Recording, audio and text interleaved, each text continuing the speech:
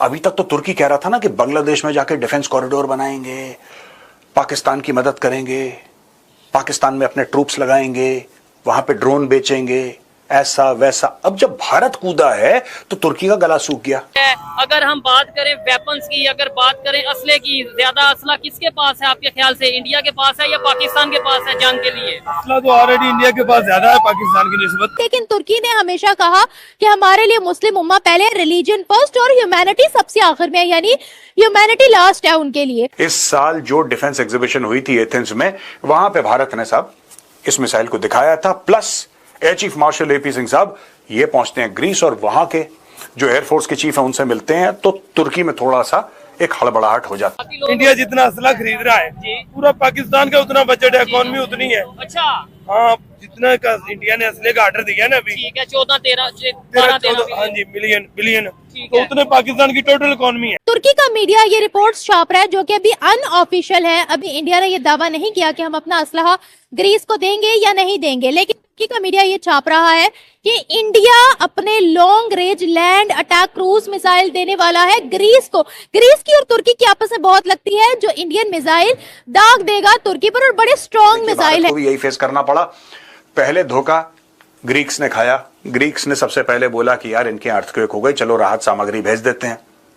फिर तुर्की ने इनकी पीठ पे खंजर उतारा। यही काम उसने भारत के साथ भी करा था, ठीक है ना। हमने तुर्की की मदद करी, पाकिस्तान ने कुछ नहीं करा। हमने तुर्की की मदद करी जब तुर्की के ऊपर इतनी बड़ी आपदा आई थी, इतनी बड़ी प्रॉब्लम आ गई थी, अर्थक्वेक हो गया, कितने लोग मर गए तुर्की में। हम सबसे पहले थे फर्स्ट रिस्पॉन्डर जो हमने मदद करी। लेकिन तुर्की ने सीधा पाकिस्तान की मदद करी। उसने बोला कि तुम्हारी मदद से हमें कोई लेना देना नहीं है। Both are Muslim countries and religion comes first, humanity comes last. तो तुर्की ने यही चीज यहां पे भी करी है। यहां पे दोस्तों ग्रीक सिटी टाइम्स को हम कोट कर रहे हैं। ग्रीक सिटी टाइम्स ये कहता है, Turkish media reacts to Greece's possible acquisition of LRLACM, they will target Turkey. तुर्की इतना परेशान क्यों हो रहा है? तुर्की को आज बुरा क्यों लग रहा है जब भारत, ठीक है, जब भारत इनको ये देखिए साहब LRLACM दे रहा है, क्यों बुरा लग रहा है तुर्की को? Why is Turkey feeling bad? आपने क्या सोचा था कि जब आप पाकिस्तान को ड्रोन देंगे और बंदे वहां पे डिप्लॉय करेंगे, it's not only question of supplying weapons, it's also a question of deploying your man power inside Pakistan to target Indian cities. तो भारत ने खुश होना था, फिर भारत ने शाबाशी देनी थी तुर्की को। मैं कहना चाहता हूं तुर्क लोगों को या टर्किश गवर्नमेंट को, एर्दोगान को, कि साहब आपकी तो प्रॉब्लम है कर्ड्स के साथ। क्या होगा अगर भारत ये बोलेगा कि ठीक है every year we'll fund the Kurds, यार हम पैसा देंगे मोटा, we have more money than Turkey. अगर सिर्फ आप पैसे की बात करें तो भारत के पास तुर्की से कहीं ज्यादा पैसा है, ठीक है। हमारे पास कैपेबिलिटी है, हमारे पास इंटेंट नहीं है। हमारे पास ये इंटेंट नहीं है कि हम किसी को दुख पहुंचाएं, परेशान करें। लेकिन अगर आप हमें परेशान करेंगे तो हमारे पास 10 और तरीके हैं, क्योंकि पैसा आपसे 10 गुना ज्यादा है, ठीक है। फिर हम तरीके भी निकाल लेंगे।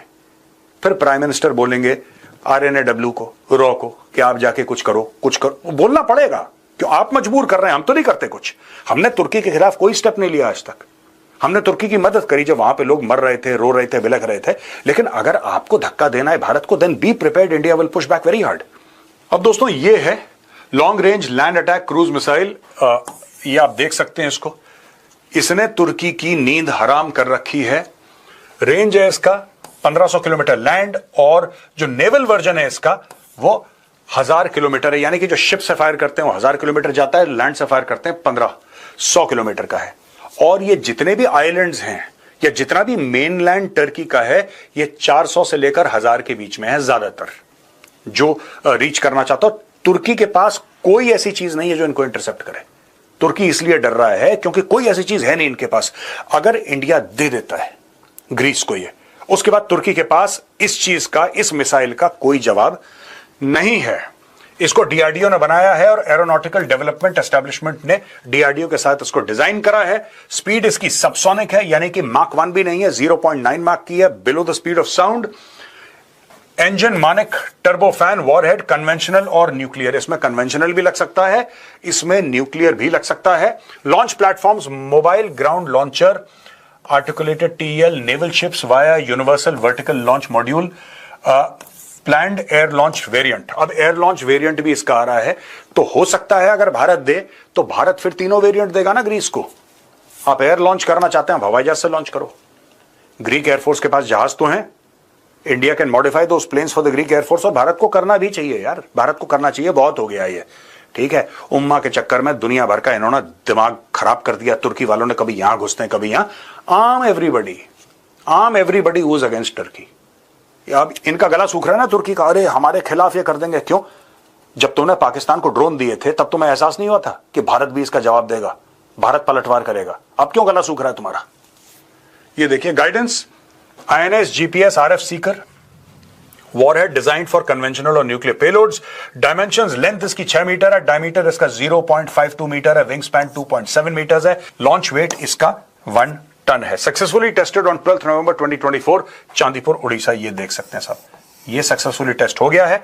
अब भारत ये कह रहा है दोस्तों, अब भारत अनऑफिशियली ये कह रहा है कि हम इसको हो सकता है ग्रीस को दे दें।